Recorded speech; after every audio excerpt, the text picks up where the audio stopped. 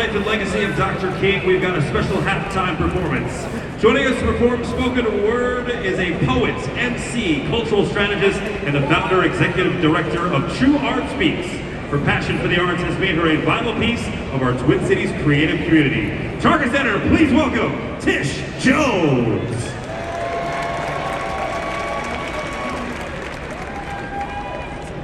Before I begin, if you really want to have the most immersive experience, I invite you to take out your cell phone and Google the problem we all live with, Norman Rockwell. This poem is called The Children Are Watching, in honor of Dr. Martin Luther King Jr. 1. It was Norman Rockwell who introduced me to Ruby Bridges. His painting that pulled me into the history of integration in the American South, it was captivating. A brown girl left of center, under order to look straight and reflect the focus of a young, earnest student. Despite the hate sprawled and scribbled behind her head in bold black ink, or the bright red tomato that splintered and splattered across the wall, sliding down to punctuate the moment, underscore and symbolize every sneer, every set of snarled lips and spit-spewing, tongue-rattling slurs toward the child.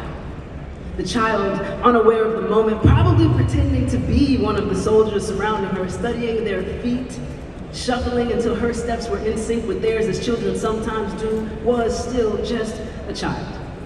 Dressed for her very first day of first grade, doing precisely as Mama told, baby, behave and be brave too. In my house, the third Monday of the year meant that we would wake with the sunrise, drive to my grandparents' home, eat breakfast, and bundle up real good because it's Minnesota. We have to keep the cold away from our skin. You see, winter was much truer back then. Earmuff and scarf cold, breath before body, snow pants, snowsuit, winter boot type weather, and we still went anyway to honor Dr. King and celebrate him down the street at the arena.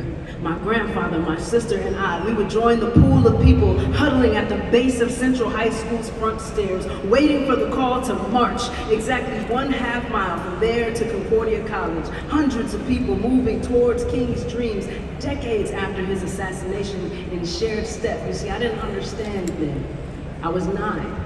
I could barely see past the elbows before me. I was bouncing off of people's hips. Neighbors who weren't accustomed to having a child at their waist. The songs didn't hit the way they do now. The hymns, the freedom songs, the spirituals, but I learned to sing them nonetheless. Felt them in my soul. Learned that some moments call for us to hit the street and consider a stranger community. Navigate life beside us, singing a similar tune for a justice imagined impossible, calling out 3. I never liked Arizona tea, and I haven't tasted a Skittle in years. Memory matters 4. It's almost the third Monday in January 2026, and my neighbor was murdered. People have taken to the streets in scarves and scullies, winter boots laced up something strong. We can barely see our breath because of all the climate change, but our voices ring and the heat is rising. We've been moving by the thousand in lock and step, shouting through Powderhorn Park, the state's capitol, and the Whipple building for the same justice I marched for on King's birthday in 1996 as a child. The same justice he died for in 68-5. Love looks like a swarm of people in an aerial shot, screaming into the night sky from New York, Chicago, Philly, and LA, standing in solidarity with the city of Minneapolis and the state of Minnesota. It sounds a lot like the name of an ancestor made too soon, dancing from the lips of a city at every turn, like the crunch of a brown paper bag when food stamps freeze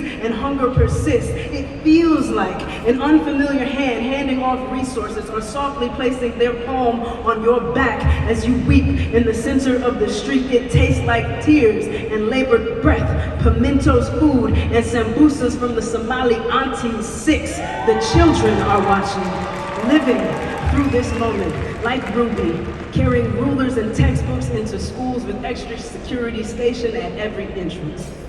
They're unaware that they may be the subject of our attention, the photo op that makes the front page, the target of centuries-old misplaced aggression. They're unable to spell the words that we hurl at them.